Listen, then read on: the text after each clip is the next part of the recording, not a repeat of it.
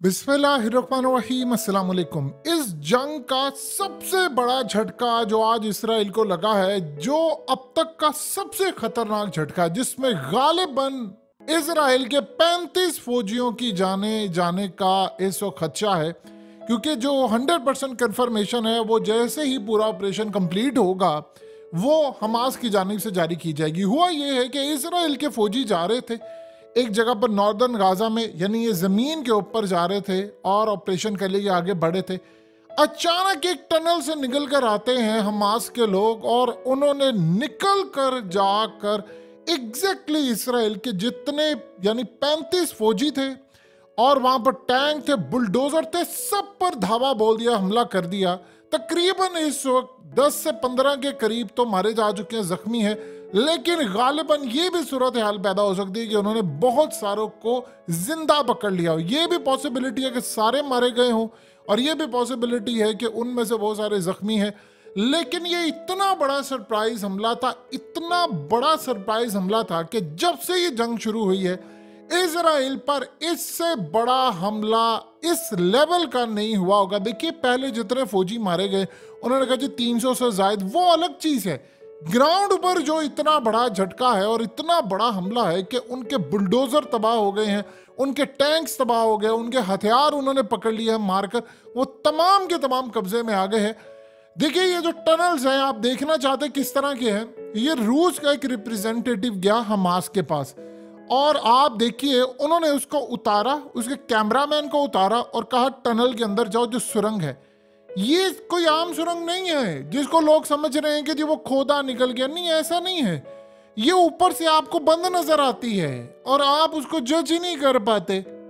इसकी जो कंस्ट्रक्शन हुई है उसका आप अंदाजा ही नहीं लगा सकते कि उन्होंने इस तरह कंस्ट्रक्शन किया है कि सैटेलाइट से जब वो देखते हैं तो बिल्कुल लेवल नजर आता है।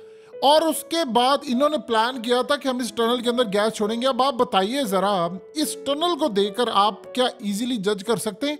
ये न जाने कितनी किलोमीटर लंबी है, कितनी गहरी है कि इवन के कई सुरंगें ऐसी हैं कि जहां पर बाइक चल रही होती हैं, गाड़ियां चल रही होती हैं, और ये भी अभी तक इनको नहीं पता कि ये सुरंगें हो सकता है इसराइल के अंदर से निकल कर जा रही हों। क्योंकि मिसाल के तौर पर आप बताइए, गजा की जो पट्टी है वहां पर तो आप इसराइल की इजाजत के बगैर जा ही नहीं सकते।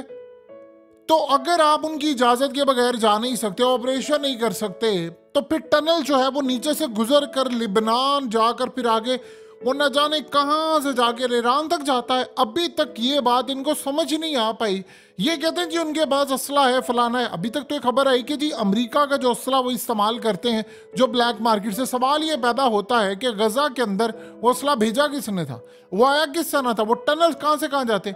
ये बात इसराइल को समझ ही नहीं आई। असल में हुआ ये तक तकब्बुर इतना ज्यादा इसराइल को आ गया था कि पिछले काफी अरसे से अमेरिका इनको इंटेलिजेंस मालूमात देता था हमास की। इन्होंने कहा जी हमें कोई ज़रूरत नहीं है, हमारे पास लेटेस्ट है, आपकी प्रोवाइड की गई जो इंटेलिजेंस मालूमात है वो कोई लेवल नहीं है, हम इनको खुद ही मैनेज कर लेंगे। अब असल में सूरत हाल ये है कि इंटरनेशनल सतह पर इनको कहा जा रहा है कि इन लोगों को ट्रैप किया गया है। आप देखिए कि नेतन्याहू क्या कहता है। नेतन्याहू ये कहता है कि भाई ये ऑपरेशन जब तक एंड नहीं होगा, जीरो नहीं होगा, तब तक हम इसको खत्म नहीं करेंगे, यानी ये लड़ाई एंड तक जारी होगी। फिर उसके बाद इस सारी सूरत हाल में वो कहता है कि चाहे जो मर्जी तबाही हो, हमें इस बात का पता नहीं। आप ये देखिए, नेतन्याहू ने एक ऐसी बात की है जो मुसलमानों को समझ नहीं आई और आनी चाहिए उनको।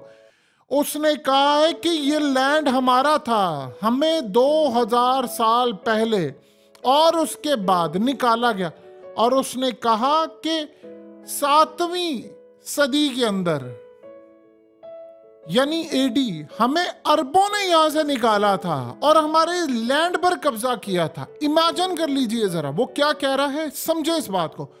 वो लोगों ने पूछा ना कि भाई आपका हक कहां से था, ये तो फलस्तीन की जमीन थी, आप बाहर से आए, आपको यूरोप में मार पड़ी और आप यहां पर आकर काबिज हो गए। उसने कहा नहीं नहीं नहीं नहीं नहीं नहीं, ये हमारा लैंड था, हमारा लैंड था और तुम लोगों ने कब्जा किया था। चले अगर ये बात है तो फिर यूरोप सारा हमारा है। तुम तो 2000 साल पुरानी बात कर रहे हो या कई सौ साल पुरानी।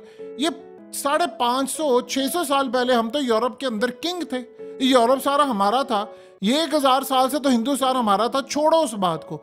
1857 से पहले तक तो पूरा हिंदुस्तान हमारा था, तो हम ले लें फिर इंडिया से।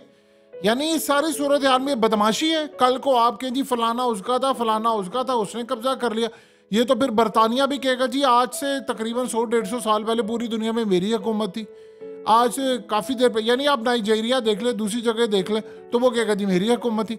तो इस सारी सूरत हाल में ये जो इसने कहा है, ये असल में बार बार हवाले दे रहा है कि असल में ये है। अब आप ये देखें कि ये सबसे बड़ा झटका लगा है कि टनल से, असल में इनको टनल का पता ही नहीं चल पा रहा, सुरंगों का इनको पता ही नहीं है। और उसके बाद तिल अवीव और पूरे सेंट्रल इजराइल के अंदर इस वक्त सायरन इतनी तेजी से बजना शुरू हो गया, उनको समझ नहीं आ पा रही। देखिए ग्राउंड ऑपरेशन का जहां तक मसला है, इस वक्त तक इसराइल की नाकामी नजर आ रही है। आप बताइए, एक झटके में आपके 35 फौजी मारे जाएं, या आपके 35 फौजियों को पकड़ ले कोई, मार दे उनको, और उसके बाद आपके ट्रक आपसे छीन ले, आपके बुलडोजर तबाह कर ले, आपकी चीजें पकड़ ले, आपका असला ले जाए, आपकी तमाम चीजें ले जाए, तो बताइए सारी सूरत हाल में आप क्या करेंगे? आप अंदाजा कीजिए कि इसराइल के जितने फौजी हैं उनके साथ इन्होंने चिप्पें भी लगाई हुई हैं। और ये बात हमास के लोगों को भी पता है कि वो उसकी लोकेशन भी ट्रेस करना चाह रहे हैं, लेकिन वो एग्जैक्ट लोकेशन तक पहुंच नहीं पाते। ये बड़ा मसला है। अब आप सोचिए, ये जा रहे थे, अचानक से इनको काम ये किया उन्होंने कि ये जा रहे थे, वो इनको पता चल गया वो आ रहे हैं। इन्होंने ये नहीं किया कि उनको आने से पहले ही हमला कर दे, वो अंदर तक आए, पीछे से ये निकले और उन्होंने धावा बोलकर चारों तरफ से हमला कर दिया। और गालिबन जो ख्याल अभी तक कहा जाता है कि अब जब वो ऑपरेशन कंप्लीट करेंगे तो पता चलेगा, लेकिन ये 35 फौजियों में से कोई बचेगा नहीं। या तो वो इनको जिंदा पकड़ लेंगे चंद को। देखिए होता ही है कि जब आप हमला करते हैं तो सबसे पहले तो आपकी खुशी होती है आप मारे, फिर उसके बाद कोई बच जाता है, जख्मी होता है, फिर उसके बदले जिस तरह कोई कैदी रख लेते हैं और उसके बदले बाद में फिर अपने मुतालबत मनवाने होते हैं, इस तरह की सूरत है। उधर आप ये देखिए, मिस्र की फौज मुकम्मल तौर पर हाई अलर्ट है। उन्होंने कहा है कि इतना हम कभी जिंदगी के अंदर हाई अलर्ट नहीं थे जितना अब है। दूसरा एक अजीब मामला हुआ है और वो बड़ा ही परेशान कुन है इजराइल के लिए। यमन से हौसियों ने हमला किया है और वो missile surface to surface missile था और ये सीधा इजराइल की जानिब आया था, यानी रेड सी रीजन से। और इस वक्त सूरत हाल ये है कि इसराइल के लिए इतनी परेशान कुन सूरत हाल थी कि उन्होंने इस मिसाइल को इंटरसेप्ट कर लिया है, रोक लिया है। लेकिन वो कह रहे हैं कि ये हमारे ऊपर एक बड़ी जंग मुसल्लत हो गई है और हमें इसका अंदाजा नहीं हो पा रहा। जंग बड़ी खतरनाक है कि हौसियों ने भी हम पर लड़ाई शुरू कर दी।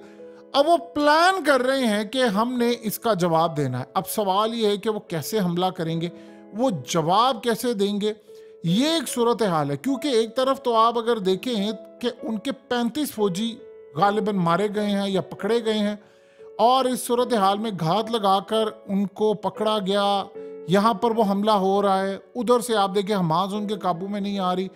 अब इस सारी सूरत हाल के अंदर एक तस्वीर को आप ज़रा गौर से देखिए। ये तस्वीर आपको बता रही है कि मिस्र और फ़लस्तीनी सरजमीन पर जारी जो इसराइल के हमले हैं उसकी वजह से अब गज़ा की पट्टी के साथ अपनी सरहद पर एक मिस्र हस्पताल बना रहा है। ये फील्ड हॉस्पिटल है। यानी इसका ये मतलब है कि क्या इसराइल ने बहुत बड़ी तादाद के अंदर हमले शुरू करने वाला है, बहुत बड़ा। क्योंकि यहाँ तक ग्राउंड पर उनको कामयाबी नहीं हो पा रही। आप जितनी मर्जी कोशिश कर लें, ये कह लें, वो उनको वो कामयाबी हो ही नहीं पा रही। वो पूरी कोशिश कर रहे हैं लेकिन कामयाब नहीं हो पा रहे। इस वक्त उनको बड़ा झटका लगा हुआ है। और आप ये देखें कि इस वक्त सूरत हाल ये है कि हज़ारों की तादाद में लोग शहीद हो चुके हैं। अब आप ये देखें, उन्होंने एक और भी अजीब बात की है। इसराइल के जो कौमी सलामती के वजीर हैं उनकी जानिब से बात हुई है। उन्होंने कहा कि गज़ा की पट्टी जो है ये तो इसराइल की ज़मीन का हिस्सा है और अनकरीब हम जाकर यहाँ पर आबाद हो जाएंगे। आप एक बात बताइए कि सच इनके मुंह से निकला है कि नहीं? आपको कहा था, अभी तो देखिए, समझे इस बात को, अभी तो इन्होंने ये बात की है कि ये जमीन हमारी है, तो कल को इन्होंने जाकर कहना है कि यहाँ तो थर्ड टेंपल था, यहाँ तो यानी थर्ड टेंपल इस तरह था कि उसके आसार यहाँ होने चाहिए थे, तो आपने मस्जिद अक्सा बनाई है क्योंकि हमारा यहाँ पर फर्स्ट टेंपल था, हमारा यहाँ पर सेकंड टेंपल था, तो हमारा यहाँ पर थर्ड टेंपल होना चाहिए। तो ये आप लोगों ने हमें यहाँ से निकाला है। वो तो डटाई से कहेंगे, ये लोग भूल जाएं कि वो ये बात कहेंगे कि फलस्तीनियों को हम वापिस रह गए। अभी तो ड्रामा कर रहे हैं ना। फलस्तीनियों को कहते हैं कि आप सहराए सीना में चले जाएं, यानी मिस्र का जो सहरा है वहां पर चले जाएं और आप वहां पर जाकर रहें 6 साल। आपको वर्ल्ड बैंक इमदाद देगी, अमेरिका इमदाद देगा, हम भी इमदाद देंगे, आप रहें, हम ये ऑपरेशन क्लीन अप करेंगे, आपको बुला लेंगे, 6 साल बाद बुलाएंगे। आप बताइए इन्होंने वापस देना लैंड? यानी आप यहां से अंदाजा कर सकते हैं कि उन्होंने अब से ही कहना शुरू कर दिया कि नहीं ये तो जमीन ही हमारी थी, ये तो हमारा सारा कुछ था, फलाना था, ये था, वो था, बहुत सारी चीजें उनके हाथ में लग चुकी हैं। अब इस सारी सूरत हाल के अंदर सबसे बड़ा मसला यह है कि गजा में पानी नहीं है पीने का। आप जानते हैं किडनी इन्फेक्शन होना शुरू हो गया है, किडनी का मसला हो गया, गुर्दे फेल हो गए हैं, आप डिहाइड्रेट होना शुरू हो जाती है आपकी बॉडी। यानी आपको अगर पानी नहीं मिलता तो आपको कमर में दर्द शुरू होती है, वो आगे से आती है, बीजों तक जाती है। ये सारी चीजें गजा में हो रही हैं इस वक्त। अब आप यहां से अंदाजा कर लें कि इस सारी सूरत हाल में इन लोगों ने जो इकोनॉमी है इजराइल की, उसकी जो क्रेडिट रेटिंग है वो तो नेगेटिव चली गई है, लेकिन उनको इस बात की परवाह ही नहीं है। देखिए इस जंग के अंदर अभी तक जो अंदाजा लगाया गया है, ऑफिशियली रिपोर्ट तो नहीं आई, लेकिन जो आज़ाद मुबस्सिर अंदाजा लगा रहे हैं वो कह रहे हैं अरबों डॉलर ज़ाया हो चुका है इस वक्त इसराइल का, अरबों डॉलर्स। और इतने हथियार, मिसाइल और ये तमाम चीज़ें, क्योंकि वो जो इंपोर्ट करते हैं बनाते हैं वो कंपनीज के होते हैं, बड़े महंगे होते हैं, हज़ारों के हिसाब से। आपको ये लगता है कि अगर आसमान से रॉकेट आ रहा हो और उसको इंटरसेप्ट करना, उसको पकड़ने के लिए जो इनका मिसाइल जाता है वो बड़ा महंगा होता है। अरबों डॉलर्स यहाँ पर झोंक दिए गए हैं, लेकिन इसराइल को परेशानी नहीं है, वो अमेरिका को कहाँ मारेगा, वो 100 अरब डॉलर इनको दे देंगे। ये जंग उन पर बहुत ज़्यादा भारी पड़ रही है। सुरंगों के अंदर मामला ये है कि इस वक्त हमास लीड कर रहा है और इसराइल के लिए यही सबसे बड़ी परेशानी की बात थी। ग्राउंड ऑपरेशन वो क्यों नहीं करना चाहते थे? देखिए अगर उन्होंने गजा को फतह करना है तो ग्राउंड ऑपरेशन तो उनको करना पड़ेगा। अब सवाल ये पैदा होता है, इन्होंने प्लान किया था कि हम यहाँ पर गैस छोड़ेंगे, हम यहाँ पर जहरीली गैसें छोड़ेंगे, हमें टनल्स का कहीं से पता चल जाए। अब वो टनल्स का पता चलाने के लिए उनके पास क्या सूरत हाल है? उनके पास जो टनल्स का पता चलाने के लिए एक मामला है वो ये है कि वो अपने ग्राउंड के ऊपर फौजी उतारे, लेकिन वो जब ग्राउंड पर फौज उतारते हैं तो हमास के लोग निकल कर आ जाते हैं और आकर इन पर वो हमला कर देते हैं। अब आप बताइए कि अगर जब मामला इस तरह का होगा, 35 फौजी उनके मारे गए एक ही झटके के अंदर, और ये बड़ा सरप्राइज हमला था। उनको ये समझ ही नहीं आ पाई थी कि हम कहाँ पर खड़े हैं, हमने कहाँ पर इनको देखना, मैनेज कैसे करना है। ये हालात तो इनके कंट्रोल से बाहर होते जा रहे हैं और यही वजह है कि इन्होंने अभी तक जो सारी सिचुएशन को देखने के बाद फैसला किया है कि हम जो पहले इनका प्लान था एकदम हम धावा बोलेंगे, इसको टैंक चढ़ा देंगे, ये कर देंगे।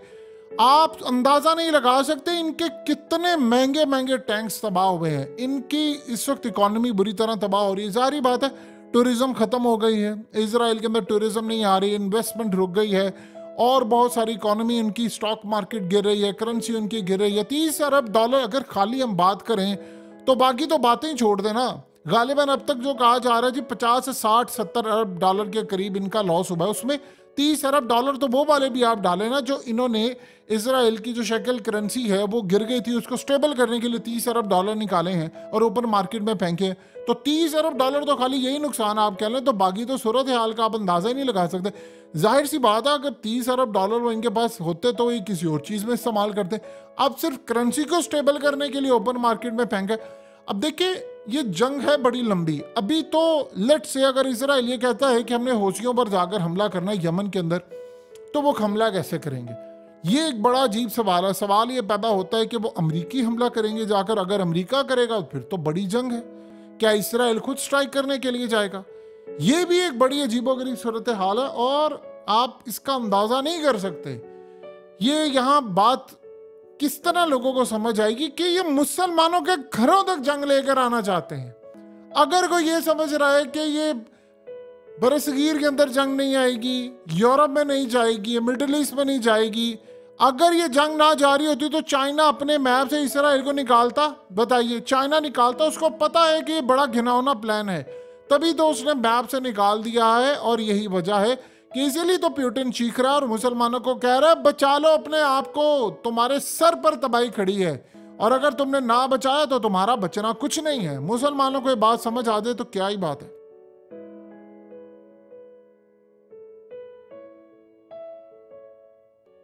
हकीकत टीवी को सब्सक्राइब करना मत भूलें, वीडियो को लाइक करें, शेयर करें और कमेंट सेक्शन में अपनी राय का इजहार जरूर करें।